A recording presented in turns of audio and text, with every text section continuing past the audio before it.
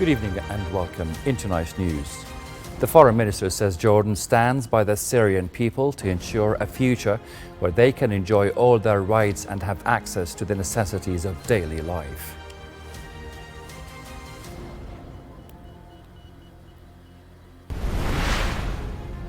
Under the directives of His Majesty the King, a convoy of trucks loaded with humanitarian and relief aid enters Syrian territory through the Jaffar border crossing.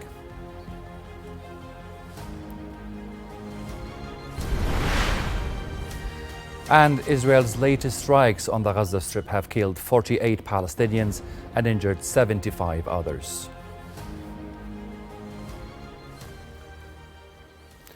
Hello and welcome again. Prime Minister Jaffar Hassan has witnessed the signing of a partnership agreement between the Arab Potash Company and US Albemarle Corporation. The deal, worth 576 million dinars, will expand the production of bromine and its derivatives at the Jordan Bromine Company. Hassan highlighted the importance of such investments in supporting the country's economic growth and mining sector. Foreign Minister Safadi said Jordan stands by the Syrian people to ensure a future where they can enjoy all their rights and have access to the necessities of daily life. In a press conference with his Turkish counterpart in Ankara, Hakan Fidan, Safadi added that Jordan is working for the safe and dignified return of Syrian refugees to their homeland.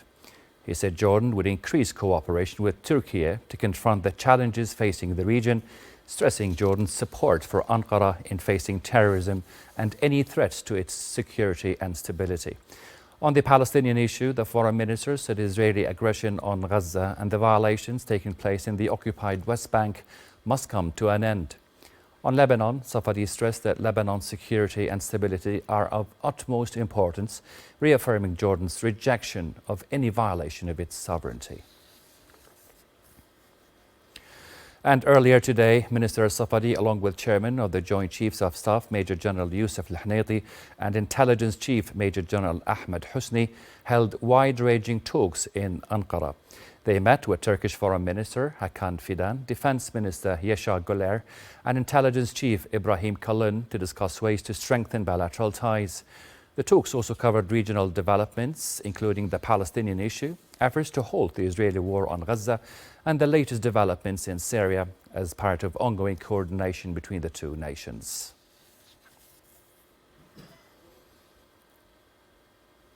Under the directives of His Majesty the King, a convoy of trucks loaded with humanitarian and relief aid entered Syrian territory through the Jaffar border crossing. The aid was handed over at the Jordanian-Syrian border to the Syrian Red Crescent in the presence of Jordan's Chargé d'Affaires in Damascus, Basir al-Kayed. These aid shipments, dispatched by the Jordan Hashemite Charity Organization, come as part of Jordan's ongoing efforts to stand by the brotherly Syrian people. Over to the Gaza Strip now, where Israeli occupation forces committed 3 massacres against Palestinians over the past 24 hours, killing 48 Palestinians and injuring 75 others. Israeli airstrikes across Gaza killed at least 14 Palestinians and wounded dozens more just today. Local health authorities confirmed that Israel's unrelenting genocidal war on Gaza has killed at least 45,850 Palestinians and injured about 109,140 others. Meanwhile, the Israeli military said it identified 3 projectiles fired from the northern Gaza Strip that crossed into Israel.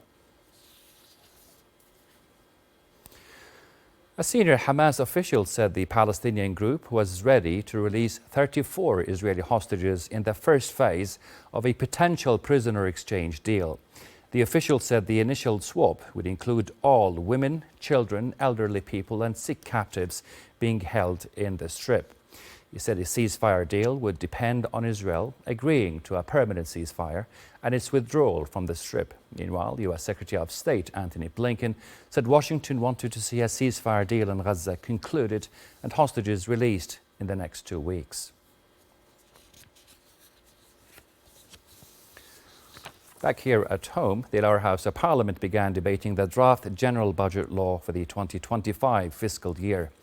During the session, part of which was chaired by Deputy Speaker Ahmed Al-Hamisat, And attended by Prime Minister Jaffar, Hassan and cabinet members, the House listened to a report by its Financial Committee, which was presented by the committee's rapporteur, MP Aouni Az-Zobi.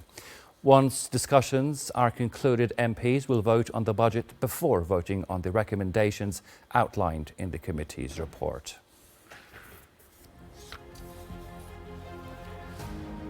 Thank you so much for your time.